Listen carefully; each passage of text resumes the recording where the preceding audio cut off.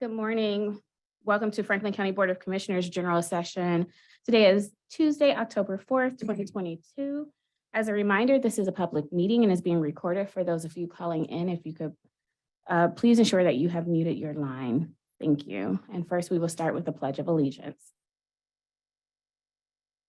I pledge allegiance to the United States of America, and to the republic for which it stands, one nation, under God, indivisible, with liberty and justice for all.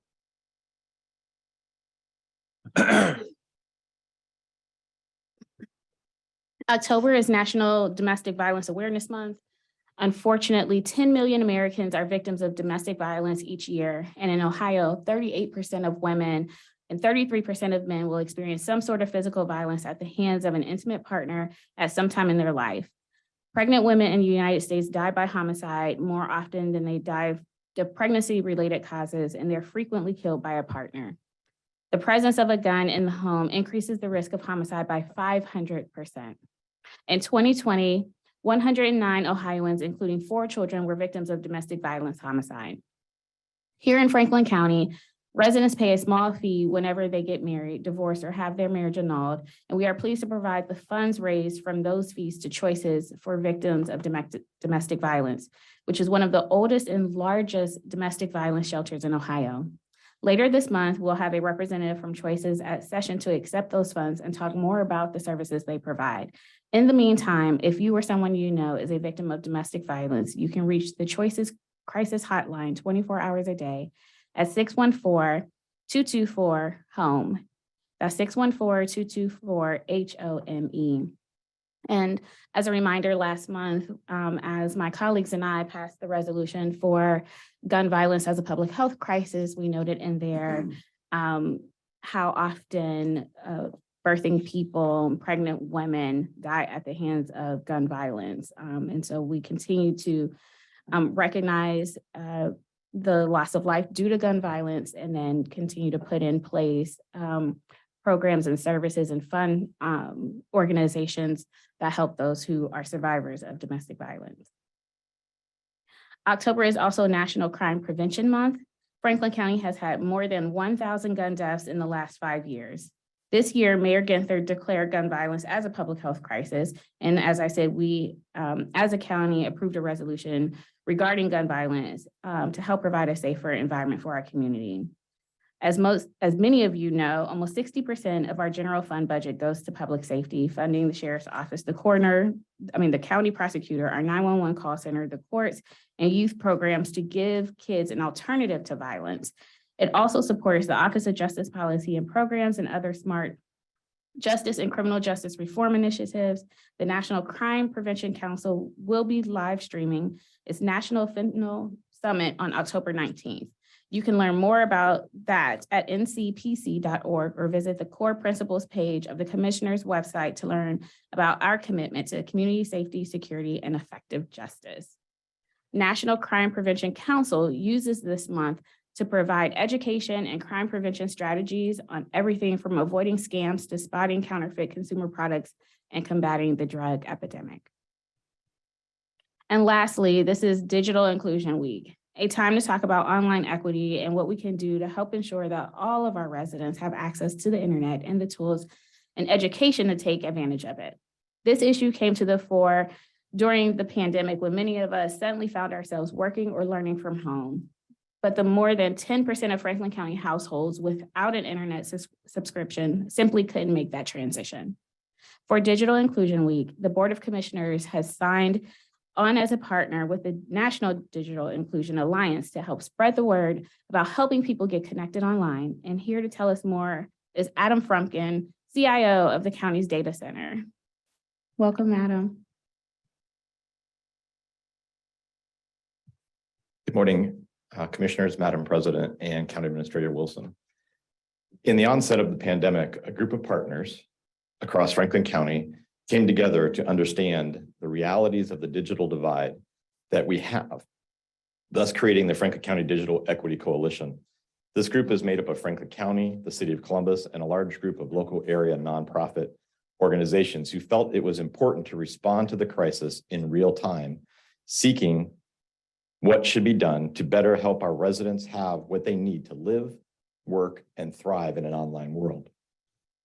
We can all admit that this is something that has been a problem for many years as the world has become more virtual and access to broadband and the internet is an essential part of our daily life and survival. In most cases, simply applying for a job can only be done online now. Based upon the data, Franklin County has approximately 88,000 households that do not have home internet connection and over 110,000 Franklin County households, or 13.7%, are without a connected device beyond a smartphone. Of these, over 48,000 do not have any computing device, including a smartphone.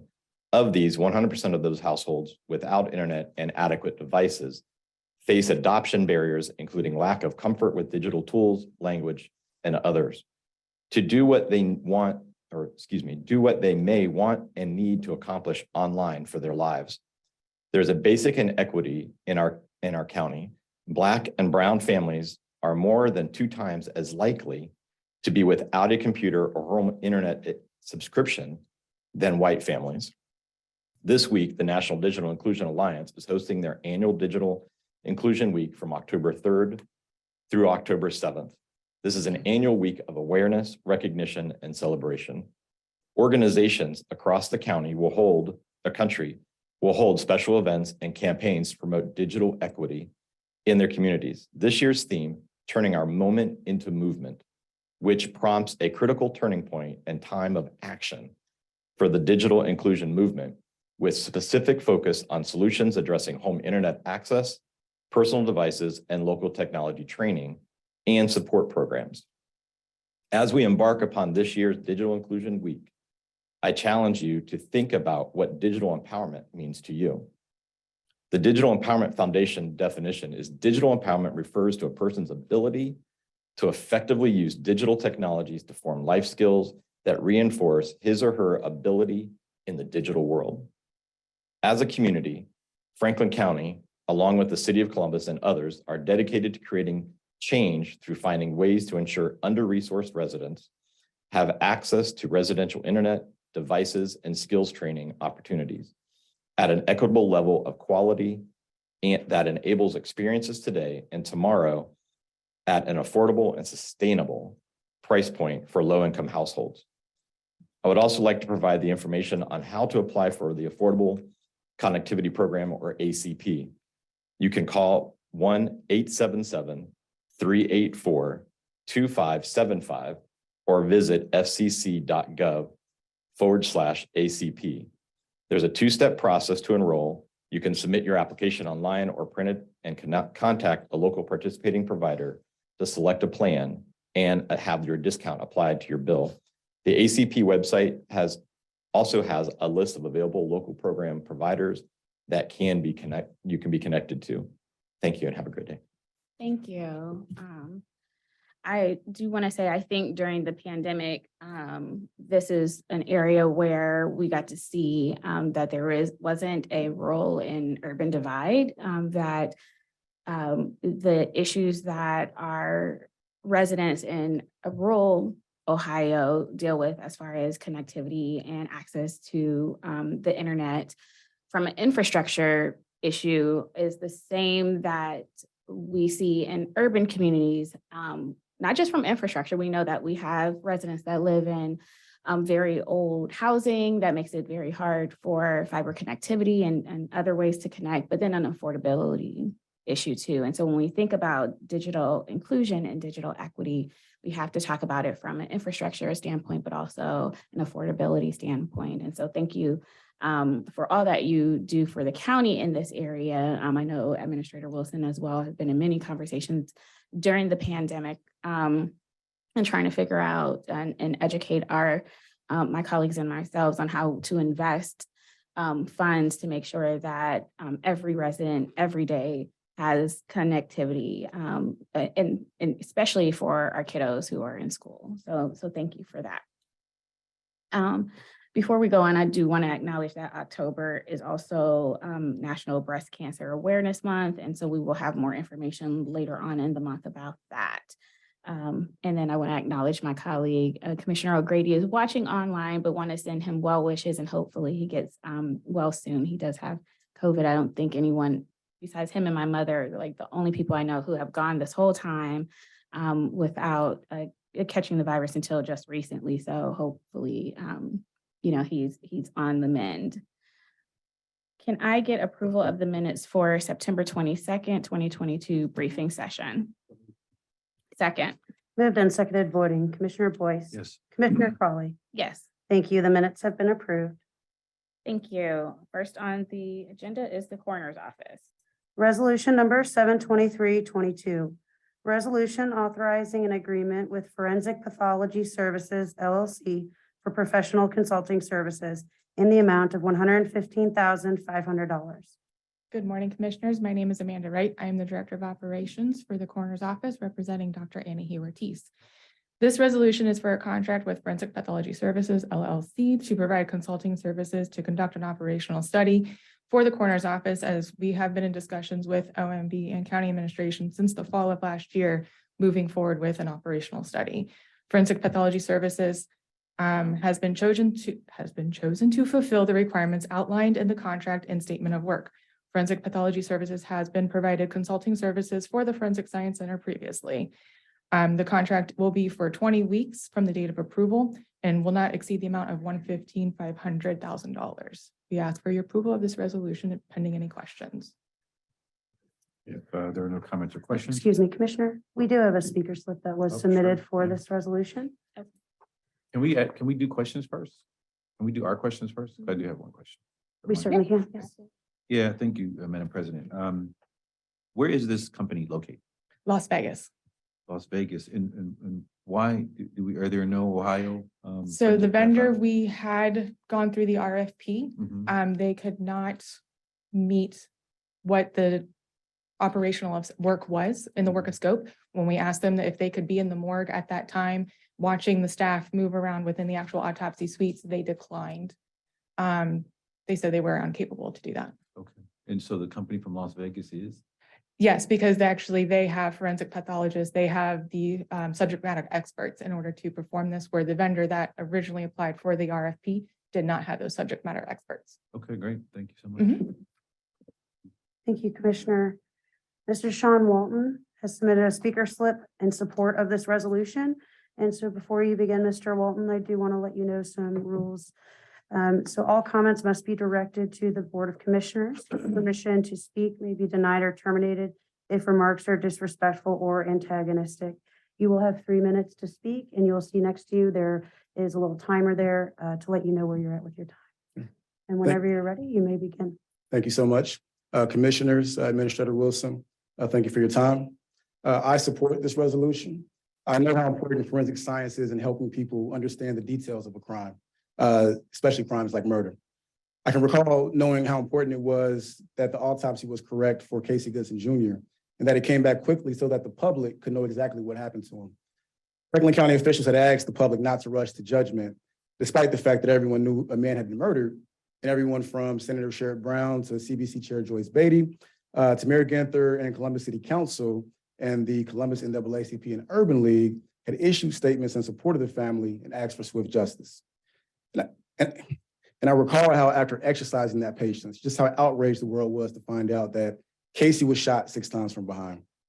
I know the coroner's office has been a bit bogged down, and I know how traumatic it can be doing that work, being forced to stare down unimaginable horrors such as seeing a 23-year-old Black man with 6 rifle wounds in his back.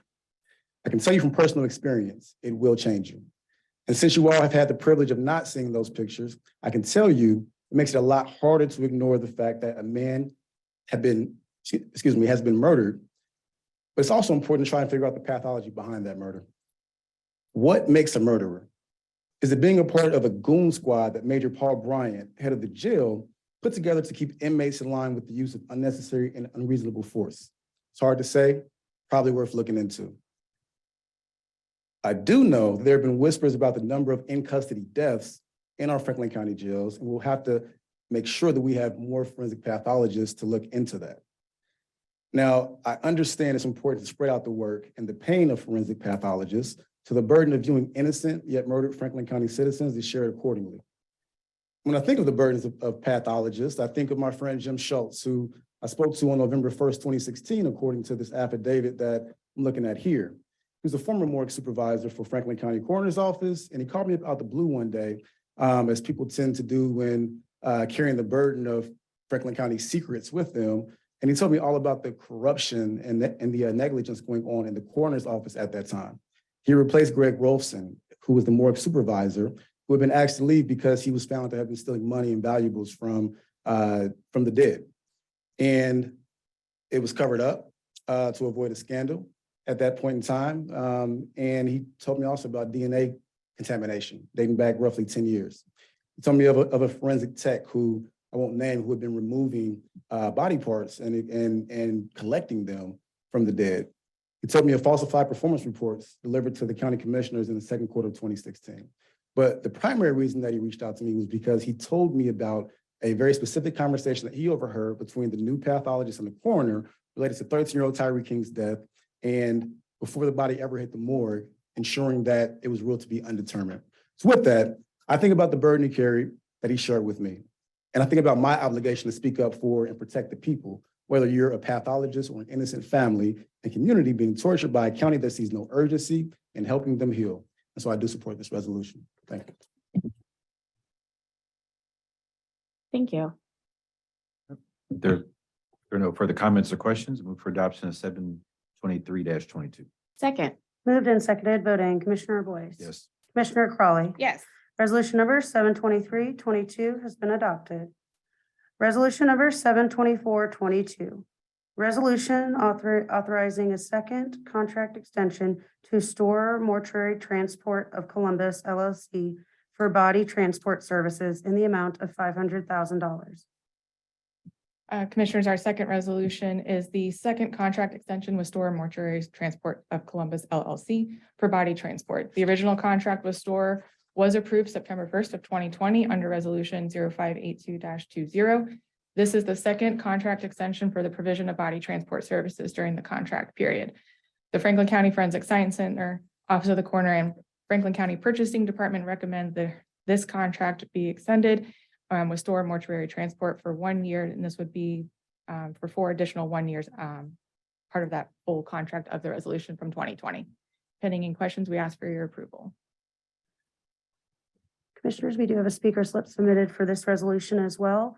Mr. Sean Walton submitted the speaker slip. And Mr. Walton, the same rules that I read do apply again for this resolution, and you will have 3 minutes to speak. Thank you. I support this resolution. I believe that $500,000 is reasonable, considering all the bodies that will potentially need to be transported, since Franklin County citizens are being murdered by Franklin County law enforcement officers, and yet you refuse to even call it murder. I believe that we should consider putting even more money towards body transportation, because the grand jury heard evidence of a Franklin County Sheriff's deputy shooting of a citizen and believed there was probable cause that a murder occurred, yet Franklin County officials still refused to call it a murder. I think the fact that a sheriff's deputy is indicted for murder and there's been absolutely no investigation into his colleagues and supervisors is troublesome, especially when he bragged about his job as a SWAT team member, being to hunt people, bragged about he and his colleagues' use of excessive force and their lack of fear, any type of punishment. A sheriff's deputy is indicted for murdering a citizen and the most heinous act by a law enforcement officer in Franklin County's history. And he told us that there were others just like him. So I think we may need more body bags for the people of this county. And I think none of you have any reason to tell us that we won't, because you haven't investigated the office or looked into some of the most disgusting statements to ever come out of the mouth of any officer, let alone one trained by this county. Again, Jason Meade was part of a goon squad that went around assaulting inmates at Major Bryant's direction, was on a no-contact inmate status for almost 4 years, and then still became a member of the SWAT team and was loaned out to the U.S. Marshals. And he killed a man, not because of some lone wolf act, because of the pattern and practices of the sheriff's office. You told us that the investigation into Casey's murder, once it was over, you would take swift action. Yet that investigation has been over for nearly a year and nothing has been done. I can tell you that we have plenty of info worth looking into. While Jason Meade is awaiting trial, Franklin County will be on trial. In June 2020, Jason Meade responded to an email from his SWAT lieutenant, Mike Raven, about the defund the police movement. And what he stated, what states did support the defund the police movement and what states did not. And Jason Meade, in response to his lieutenant, said, let's take these states and start the new union. And Lieutenant Raven of the SWAT team replied, exactly. So we've got me, his SWAT colleagues, Lieutenant Raven, Major Bryant, and a continuing pattern and practice of behavior that puts the people of this county at risk. And then we got the HR email. 2 days after Jason Meade murdered Casey Goodson Jr., he emailed HR and said, can you please have any and all discipline removed from my personnel file as soon as possible? I'll be in the office in the morning to follow up. Thanks, Meade. I don't know about you all, but I don't know any position in this world where you can kill a man on the job and 2 days later ask to have your discipline scrubbed. And then I found that it's a pattern in practice and deputies are encouraged to scrub their files of discipline. And that's why we're just now learning of Meade's role on our Major Bryant's goon squad. And so in tying it all together, there are more Jasons within the sheriff's office. And since you all continue to protect the sheriff's office at the expense of the people, I support the resolution for more body bags. Thank you. If there are no further comments or questions, move for adoption of 724-22. Second. Moved and seconded, voting, Commissioner Boyce. Yes. Commissioner Crawley. Yes. Resolution number 724-22 has been adopted. And next, we have the engineer's office. Engineer's office. I'm sorry, I'm going through my It's okay. resolutions. Next up is the engineer. Thank you. Thank you, Madam President. Resolution number 725-22. Gannett Fleming Engineers and Architects PC Consulting Engineers appointed to assist the Franklin County Engineer in performing a feasibility study for the Clark State Road, County Road number 95 at Wagoner Road, County Road number 106 Improvement Project, Jefferson Township, Franklin County, Ohio, in the amount of $72,916. Good morning, Commissioners. Nick Soulis, Government Affairs Liaison for County Engineer Cornell Robertson. Commissioners, this first resolution seeks approval of a contract with Gannett Fleming Engineers and Architects for the performance of a feasibility study at the Clark State Road at Wagner Road intersection. They are a local engineering firm, and they were chosen via the engineer's qualifications-based selection process. This project, as you know, is located in Northeast Franklin County and Jefferson Township, and we're seeking to improve the safety of that intersection. Pending any questions, we ask for your approval. If there are no comments or questions, move for adoption of 725-22. Second. Moved and seconded, voting, Commissioner Boyce. Yes. Commissioner Crawley. Yes. Resolution number 725-22 has been adopted. Resolution number 726-22. Prime AE Group Incorporated Consulting Engineers appointed to assist the Franklin County Engineer with construction inspection services for the Sunbury Road 0.02 over Argyle Woodland Run and Winchester Pike 0.87 over Georges Creek Bridge projects in the amount of $300,171. Commissioners, this next resolution seeks approval to enter into a professional services contract with Prime AE Group. They will be providing construction inspection services on two of our bridge projects, the Sunbury Road over Argyle Woodland Run and the Winchester Pike over Georges Creek. They are a local firm, and again, they were selected through our qualifications-based selection process. Pending any questions, we ask for your approval. If there are no comments or questions, move for adoption of 726-22. Second. Moved and seconded, voting, Commissioner Boyce. Yes. Commissioner Crawley. Yes. Resolution number 726-22 has been adopted. Resolution number 727-22. Resolution authorizing the Franklin County Engineer to enter into a contract modification with J&J Slagle Incorporated for 2020 through 2021 general drainage investigation and repair services, an increase of $406,355.44 for a revised contract amount of $2,449,936.44. Commissioners, our final resolution seeks to authorize a contract modification with J&J Slagle. They are providing general drainage maintenance and improvements within Franklin County in various areas. We are happy that we're utilizing funds from the American Rescue Plan And we've got additional projects that we have identified that they will be working on. The total cost of this contract modification will not exceed $406,355.44. Pending any questions, we ask for your approval. There are no comments or questions. Move for adoption of 727-22. Second. Moved and seconded, voting, Commissioner Boyce. Yes. Commissioner Crawley. Yes. Resolution number 727-22 has been adopted. Thank you, Commissioners. Thanks, Nick. Have a great day. Next up, we have the Sheriff's Office. Resolution number 728-22. Resolution authorizing a maintenance agreement with Metals Treatment Technologies LLC for bullet trap cleaning and lead abatement at the Sheriff's Office firing range in the amount of $36,500. Good morning, Commissioners and County Administration. Albert Smith, Assistant Finance Director for the Sheriff's Office. Our resolution this morning authorizes Metals Treatment Technologies to clean the Sheriff's Office bullet traps of expensive rounds of ammunition and properly dispose of the waste.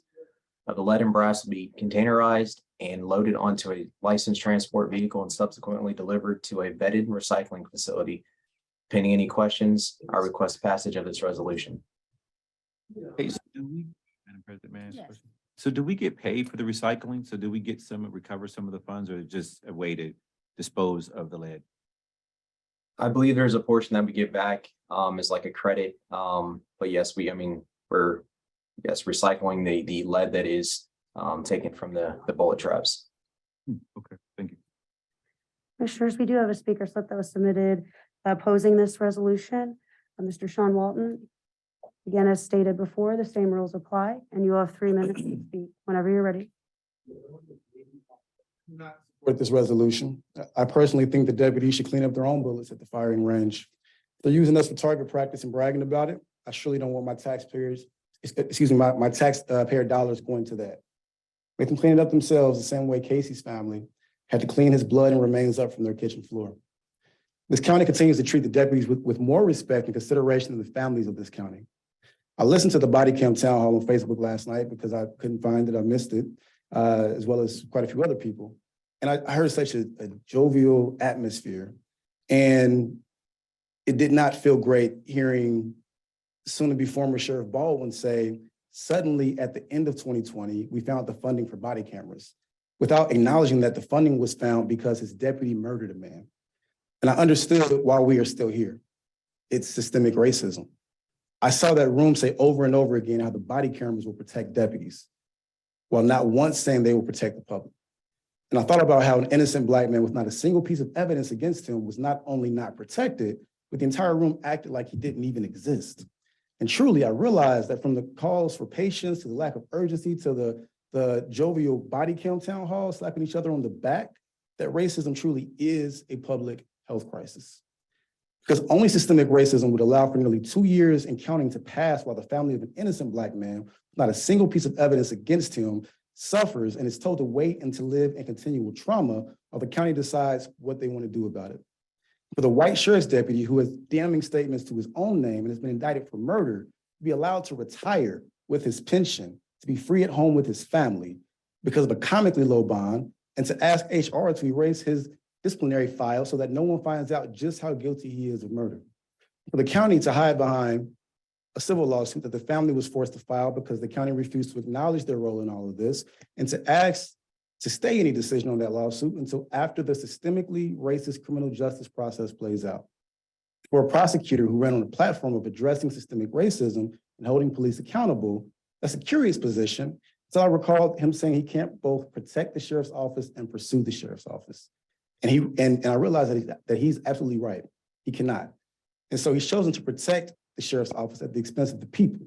His office is supposed to protect the public from criminals. And at this point, Jason Meade is probably more criminal than not, yet here we are. All of that is systemic racism. While I don't think it's intentional, I think those in power need to recognize that systemic racism is something that has to be intentionally addressed in order to be eradicated.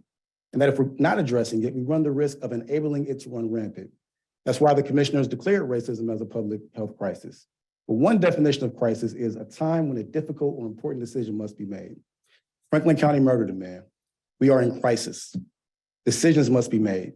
History will remember this moment of crisis and the decisions that were made. The world has been watching Franklin County do nothing for nearly 2 years when faced with this crisis. And so until I know the folks practicing at the firing range aren't racist and practicing their people hunting skills, they should clean up their own bullets. I do not support this resolution. Thank you. If there are no further comments or questions, move for adoption of 728-22. Second. Moved and seconded, voting, Commissioner Boyce. Yes. Commissioner Crawley. Yes. Resolution number 728-22 has been adopted. Thank you. Thank you, Commissioners. Okay, next up, we have Emergency Management Agent. Resolution number 729-22. Resolution authorizing a contract with Tetra Tech Incorporated for the delivery of services updating the Franklin County Natural Hazards Mitigation Plan in the amount of $101,505. Good morning, Commissioners. Jeff Young, representing Franklin County Emergency Management and Homeland Security. This resolution is to authorize a contract with Tetra Tech Incorporated to update the Franklin County Natural Hazards Mitigation Plan. A natural hazards mitigation plan provides a tool to evaluate the likely natural hazards impacting Franklin County, the effects of those impacts upon our community lifelines, and identifies projects or actions that can be proactively undertaken to minimize those impacts.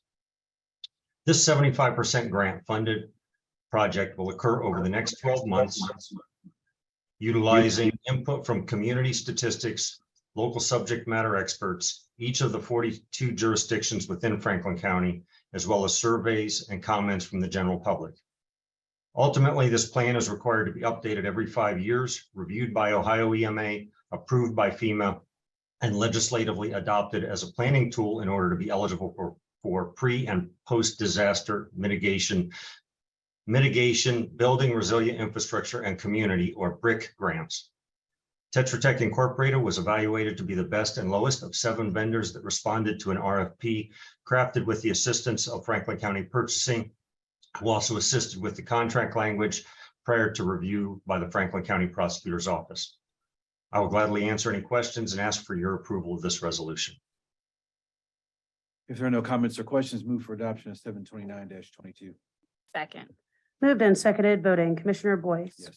Commissioner Crawley. Yes. Resolution number 729-22 has been adopted.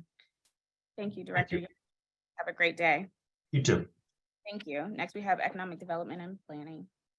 Resolution number 730-22.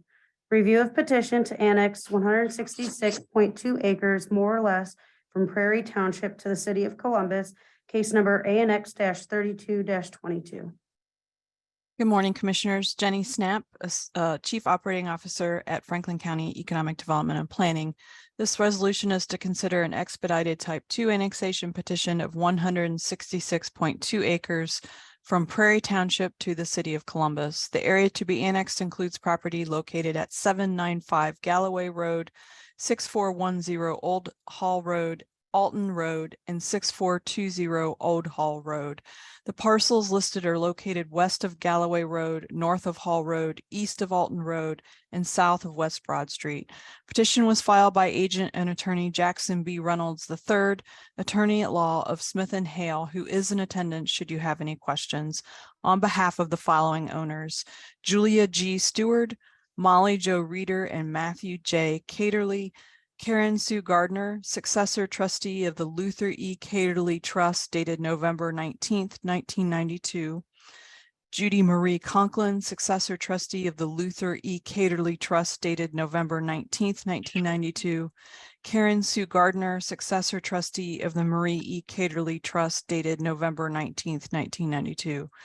40.2% of the site's perimeter is contiguous with Columbus, and the city passed ordinance number 2384-2022 on September 12, 2022, indicating the services that will be provided once the annexation is approved, and a statement regarding incompatible land uses and the zoning buffer. The petition meets all the statutory requirements outlined in section 709.021 of the Ohio Revised Code, and pending any questions, I would request your approval of this resolution. Okay, if there are no comments or questions, move for adoption of 730-22. Second. Moved and seconded, voting, Commissioner Boyce. Yes. Commissioner Crawley. Yes. Resolution number 730-22 has been adopted. Thank you. Thank you. Thank you, Jenny. Have a great Thank day. you, Commissioners. Next up, we have Job and Family Services. Resolution number 73122. Resolution approving subaward agreements with multiple community agencies for Franklin County out-of-school time youth programming in the amount of $7,735,113.30. Good morning, Commissioners. Vivian Turner, Chief Administrator for Franklin County Job and Family Services. In June of last year, our agency released a request for proposal for innovative out-of-school time youth services that covered both traditional, after-school, and summer camp programming. In addition to focusing on academic enrichment through personalized student plans, we asked the bidders to incorporate curriculum centered on mental health and wellness, artistic expression, cultural awareness, career interests and exploration, technology skills, financial literacy, community involvement, and much more. In this second and final year of the out-of-school time agreements, we are funding quality, safe, and innovative programming for Franklin County youth ages 5 through 13. This resolution covers agreements with 14 community organizations. The after-school programs coincide with the 2022-2023 academic school year and operate Monday through Friday for an average of 15 hours per week. Our summer learning programs will also operate Monday through Friday for a minimum of 6 hours per week for a period of 8 weeks, beginning in June and ending in August. Together, these providers will serve approximately 1,490 youth in after-school programming and 1,290 youth in summer camp programs. This resolution aligns with the Rise Together Blueprint Goal number 11, and pending any questions, we request your approval. Madam President, Yes. Together Charities, what organization is that? I'm not familiar with that. I'm sorry, Commissioner Boyce. Embedded in the resolution, the list of the agencies are getting the funds. It says, it lists them all individually. There's one called Together Charities. And I'm saying. Oh, yes, there is an organization that is, Godman Gill is the fiduciary agency for that new group. But it is the Always Together Charities, and they are providing services, after school programming in the Groveport Madison School District, as well as the Reynoldsburg School District. Okay, yeah, I'm familiar with that organization. If you don't mind, if my staff maybe get me some more information on them. And Absolutely, absolutely. Talisa can give me a call and we can provide any information you need. all right, great. If there are no No, further. just a clarifying question. So Gottman Guild is the fiduciary for Always Together? Or Yes, they are. Oh, okay. So the Godman Guild has its own after-school program. They are also serving as the fiduciary agency for Always Together Charities. Oh, okay. All right. I'm sorry, Okay. now you made me think of another question. Yeah, so, and always to get, so they're a new organization? You said they. Yes, they are fairly new. They've been, I think, Godman Gill has been their fiduciary agency for the last 3 to 4 years. So they're not quite new this year, but they've been around for about 3 years now. This would make their 4th year. But they don't have their own, Madam President, if Mm. they don't have their own, they've been around a few years, but they rely on Godman Guild as their fiduciary. They don't have their own capacity for that. So That's it. basically, as new organizations kind of present themselves to us for potential funding, who have a very strong program, but basically are new to our funding structure. And as you all know, our federal funding criteria can be quite stringent. And so oftentimes we will pair a new community partner who is really interested in and possibly has a good, strong program with one of our existing community partners to help them learn the process of managing TANF dollars and managing federal funds. So they were one of these agencies who we felt strongly about their programming and decided to pair them with one of our existing partners, and it has been a positive partnership. But for 4 years. They've learned, and basically, I think they came in probably midway of the first year, and basically next year they will probably be on their own. Okay. Okay. If I could also, well, I have my, whatever you share with Commissioner Boyce, if you share with all of us, I- in depth, especially Ab- since Absolutely, Commissioner. We'll get that information to both of you. appropriation is more than the Godman Gill Association itself. So just wondering how many children they're serving. Okay. President Crawley, Yes. Kenneth Wilson, County Administrator, yes, Godman Gill is serving 90 kids in after school and 120 kids under their association. I will say, we had this conversation last week concerning the community information exchange. And when that is built, having some of our smaller emerging nonprofits being able to participate. Because in the beginning, it's difficult for 501c3s to have the bandwidth out the gate to meet the accounting requirements, particularly when you talk about TANF funding and other funding streams. For that reason, that's why, we've worked, organizations have worked with the United Way to be fiscal agents. And there's other organizations that have stepped up to try to help some of the new nonprofits serving areas of the county that have gone unserved. So that's not really that uncommon. Right. It requires JFS to do their due diligence as well, because our audits are annual, and we want to make sure that everyone is on top of things. So this is a lower risk way of allowing us to be able to work with newer nonprofits, to work with established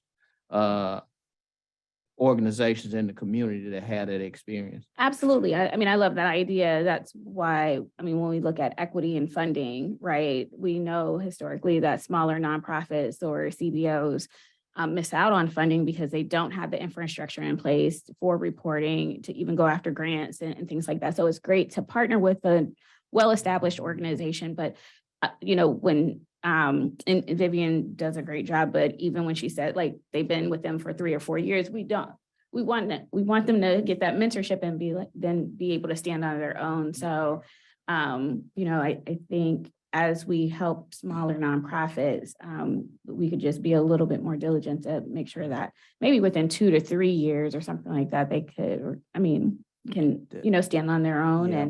And know how to do the reporting and go after additional funding, and not have to rely on, the larger nonprofit for an extended period of time. But I know that it's normal. Yeah, understood. Yeah, our Rise Together Innovation Center is going to have to go through that same Same process. 'Cause process. right now, the United Way Way is still is there. serving as the fiscal agent. Yep, I get it. All right. So it's not really 4 years just yet, Vivian. You said it's more like 3 and Yeah, 3 and a half. Yeah, 3.5 years. And so Okay, well, good.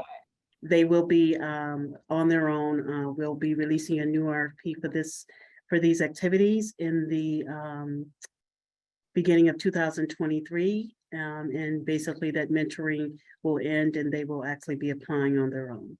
Perfect. I appreciate the additional information. Thank you. Mhm. Madam President, may I ask another Yes. question? Thank you. So in terms of the timing of the release of these funds, would it be an issue to wait a week on this? I just wanted to check a couple of things. Would that jam up any of these agencies with regards to deploying their after-school program? I don't want to jam their funding on one element, but we could move it to the end of the meeting, but I just want to make sure that I want to double check something, and I've got. But I guess I'm asking, would it be an issue to move it to next week? If it is, just say that. It's okay. So basically, the agreements do go back to October 1 once we do approve. I don't see any major reason why we could not revisit this resolution next week. And Madam President, it's something Okay. deeper that I identified, and it's not an issue. I just want to double check it and cross T's and dot I's and all that. Okay, So so- we could either work on it and put it at the end of the meeting, or just move it a week. If it's not going to impact any of our grantees, then in a negative way, I would just move it to the next week. Yeah, No I'm issue. okay with table. Or, yeah, well, we're moving it and then putting it on, so we could table it. Table it for a We week? could table it. Okay. Is that okay? Everybody okay Yes. with that? Okay, great. We'll make sure all things are in order here. If there are no comments or questions, move to table for 1 week, resolution 731-22. Second. Moved and seconded voting, Commissioner Boyce, Yes. Commissioner Crawley. Yes. Resolution number 731-22 has been tabled for 1 week.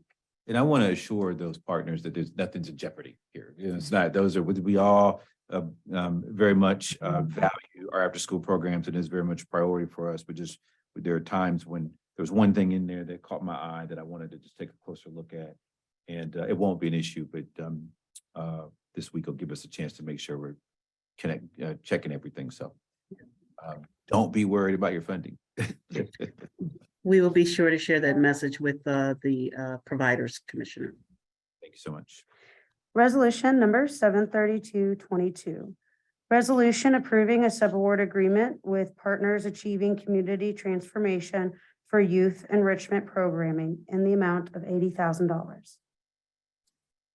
Commissioners, this resolution supports funding for PAC Health Sciences Programming and co-curriculum experiences for students across 7 different Near East Side Columbus City schools. Through this partnership with Ohio State University, the Columbus State, and Nationwide Children's Hospital, students take part in hands-on project-based learning, all within a program curriculum that aligns with district and state science standards.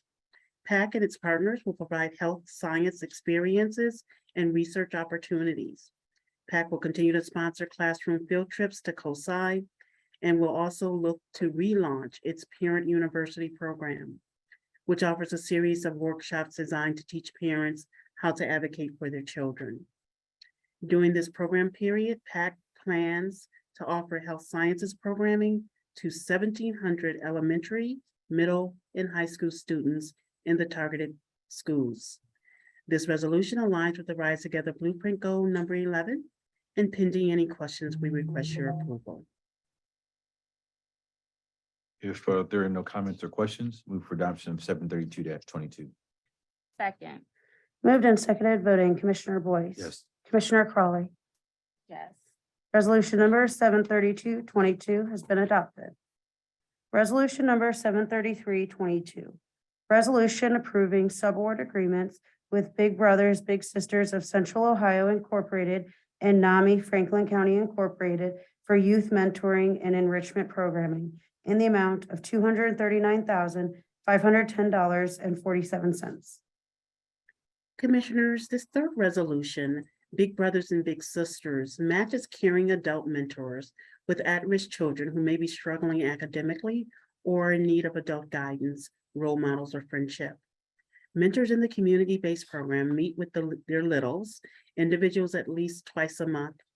Adults in the school-based program meet once a week with their mentees, taking part in structured activity that focuses on areas like character development or academics, while still providing for individualized guidance. Under the proposed contract, the Big Brothers Big Sisters will seek to match no fewer than 166 youth with caring adult mentors. The Franklin County Youth Council was created in 2016. Its mission is to provide youth with leadership training and offer them a voice at the table when it comes to creating and implementing public programs and policy that impact their lives.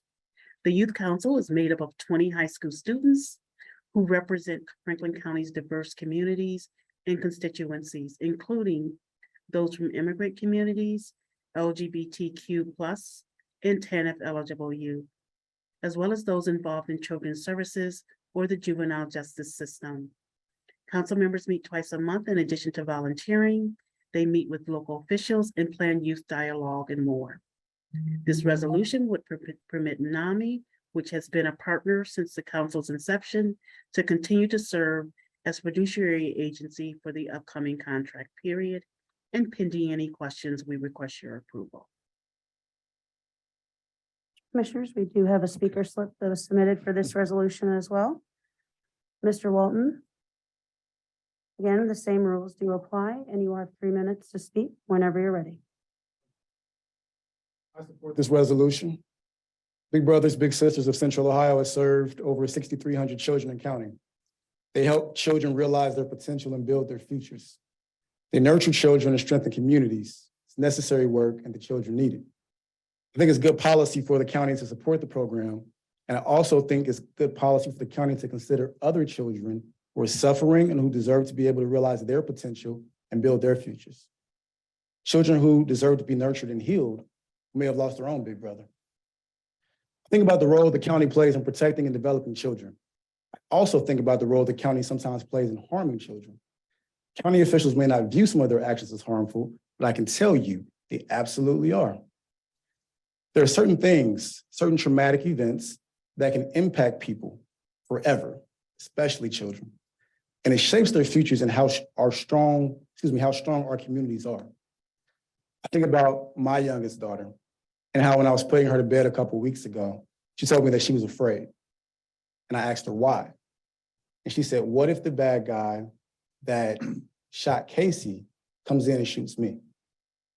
And my heart dropped because I realized that through having to fight for the family, for this family and for the people of this community, I'd exposed my daughter to trauma.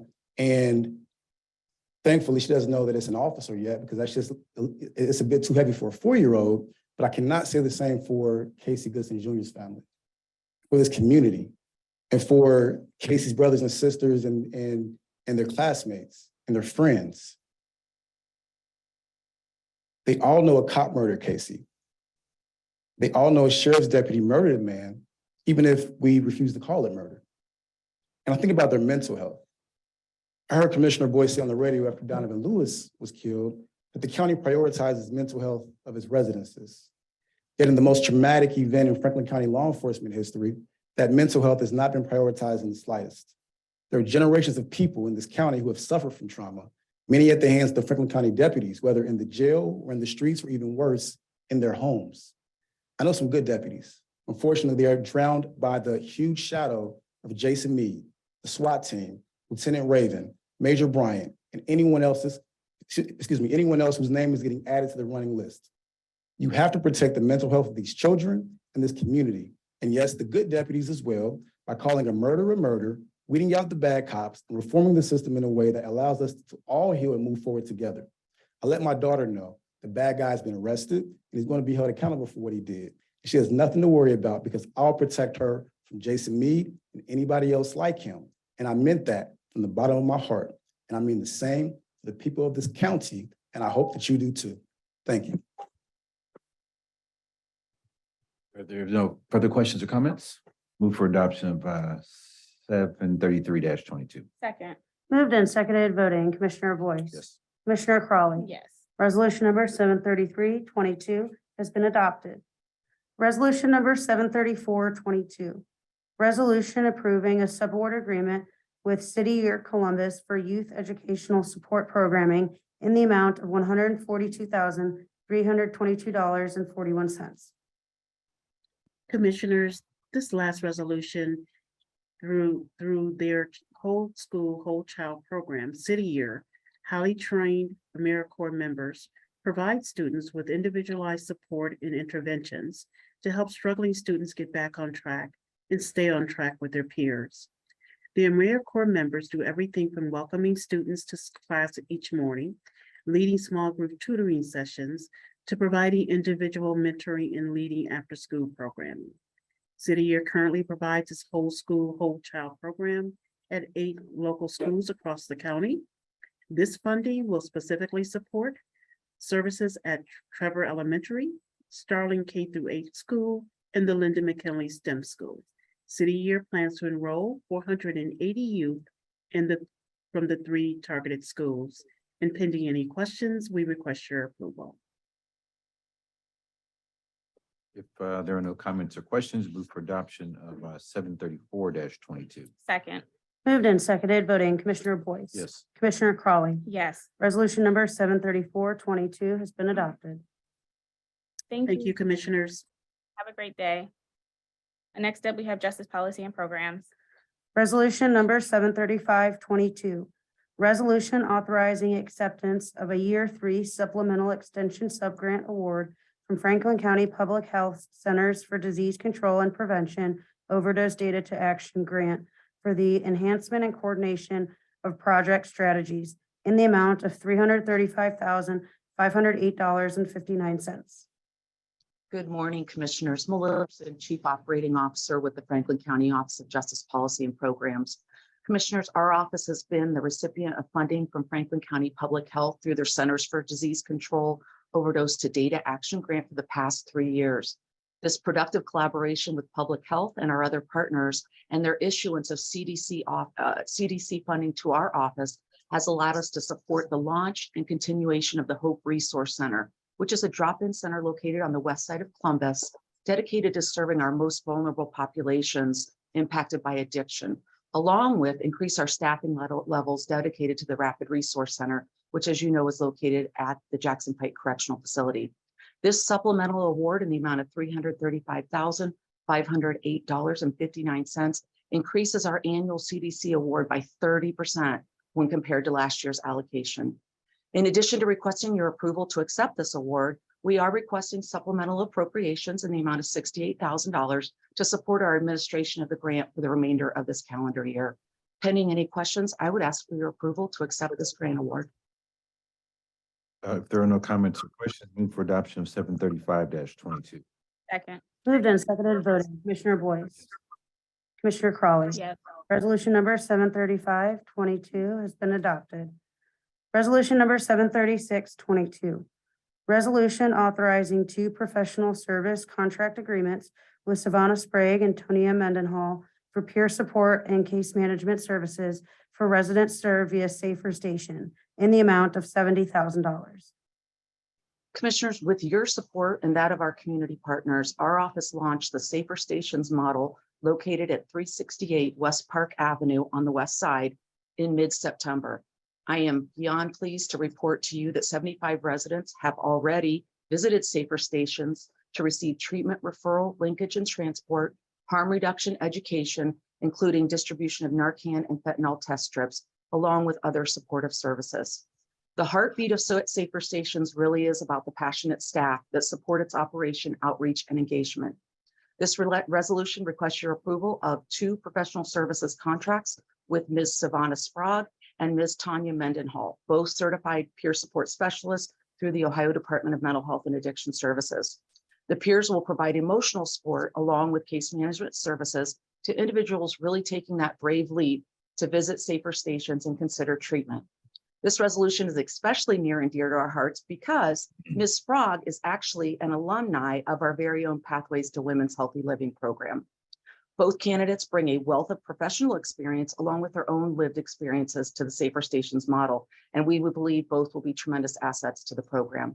Both contracts will be supported by grant funding allocated through the FY 2020 Comprehensive Opioid Stimulant and Other Substances Grant Program. Pending any questions, we would ask for your approval of these 2 professional services contracts totaling $70,000. If there are no comments or questions, move for adoption of 736-22. Second. Moved and seconded voting. Commissioner Boyce. Yes. Commissioner Crawley. Yes. Resolution number 736-22 has been adopted. Thanks, Commissioners. Thank you. Have a great one. Next, we have Public Facilities Management. Resolution number 737-22.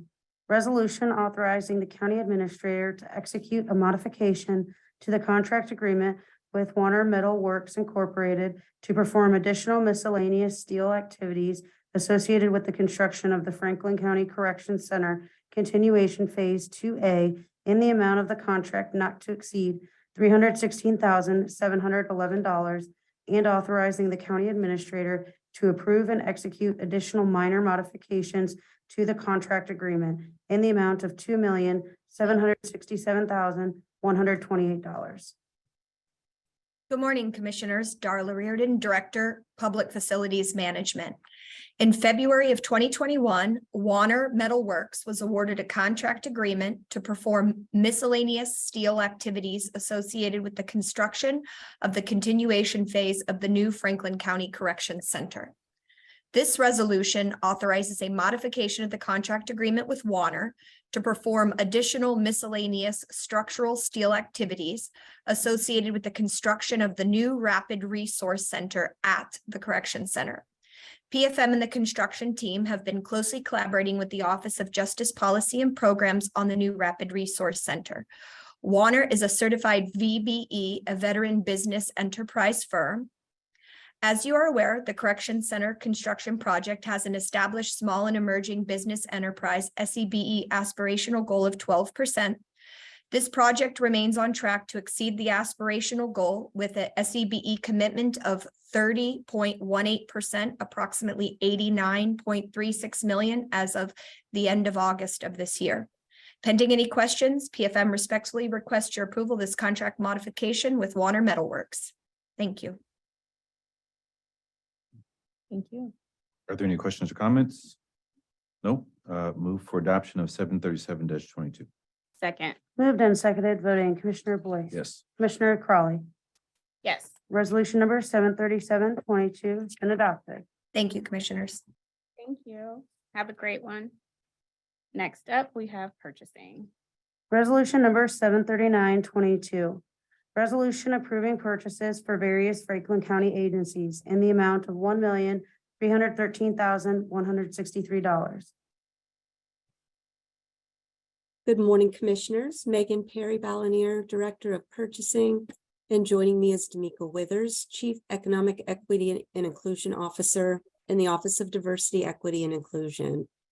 Commissioners, this resolution requests your approval of 87 purchase orders for which the county auditor has pre-certified available funding. D'Amica has the supplier diversity data for this week. Good morning, D'Amica. Good morning, Megan. Good morning, Commissioners and County Administration.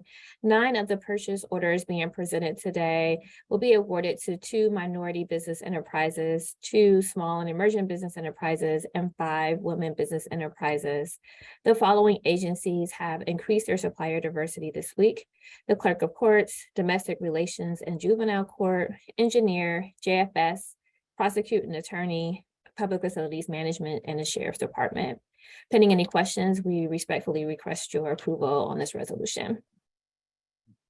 If there are no comments or questions, move for adoption of 739-22. Second. Moved and seconded, voting Commissioner Boyce. Yes. Commissioner Crawley. Yes. Resolution number 739-22 has been adopted. Thank you. Thank you. Have a good one. Madam Clerk, do we have any journalizations for today? Yes, we do. We have one, Madam President. The Franklin County Board of Commissioners has received a proposal from the Franklin County Recorder's Office for funding the Recorder's Technology Fund. The Board of Commissioners will hold an administrative session mandated by Section 317.321 subsection D of the revised code to discuss the proposal on Thursday, October 13th, 2022, following briefing. Thank you. Are there any members of the media in person or online who would like to ask any questions? Hearing and seeing none, with no further business to come before the board, we are adjourned.